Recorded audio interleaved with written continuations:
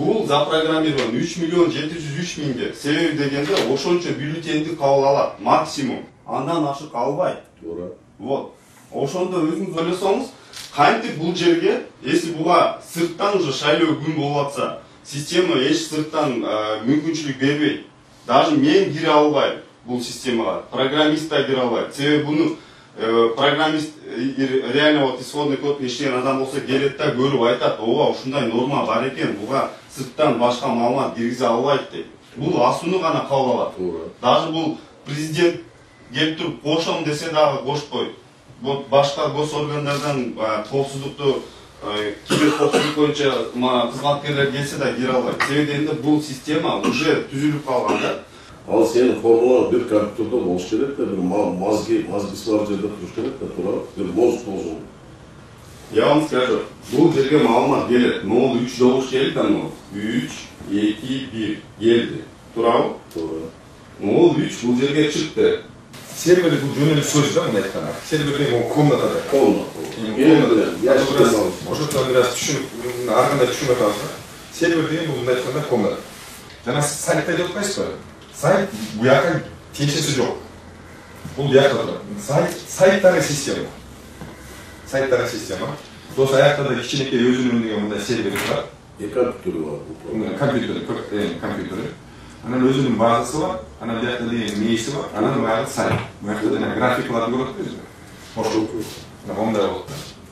Могул тура. Сиздики менен айырма барбы? Биз могул жерде эч жерде компьютер кошпойбуз буга. Мен сизге жана башында айтып кеттим. Могул 10 күн калгандан кийин буга эч кандай өзгөрбөйт. 10 күндүн алдында биз жана статистика шайлоо штатына кирдик. Мен ошону айтып берейинчи, мына формуланы мен түшүндүм. Мен мындай көп нерсени түшүндүм.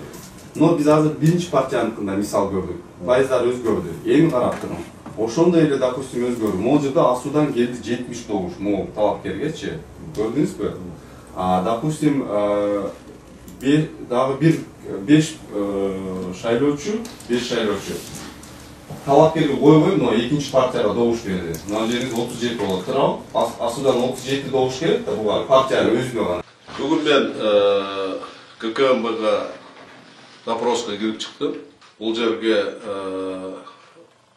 маалымат министри, технологиялык маалымат министри Догаев Тастан келди. Борборлук шайлоо комиссиясынын начальник управлениясы Акимбаев деген жигит келди. Биз аябай көп спорт этишип, 2 сааттан ашык ушунун баарын талкууладык. Ошол формуланын, булардын буга чейин берген формуласы, Борборлук шайлоо комиссиясынын берген формуласы.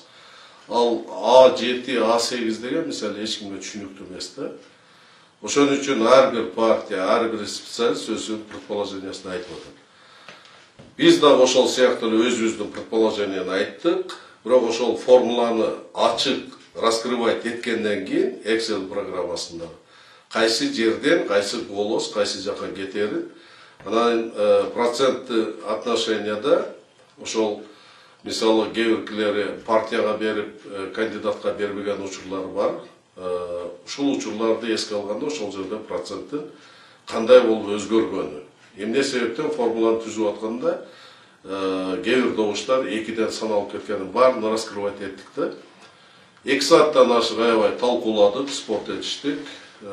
Ал жерде чындыгында ушул бүгүнкү күндө Борборлук шайлоо комиссиясындагы специалисттердин кетирген элементарный ошол суммировать эткенде кетирген ошибкасы болуп далилденди да.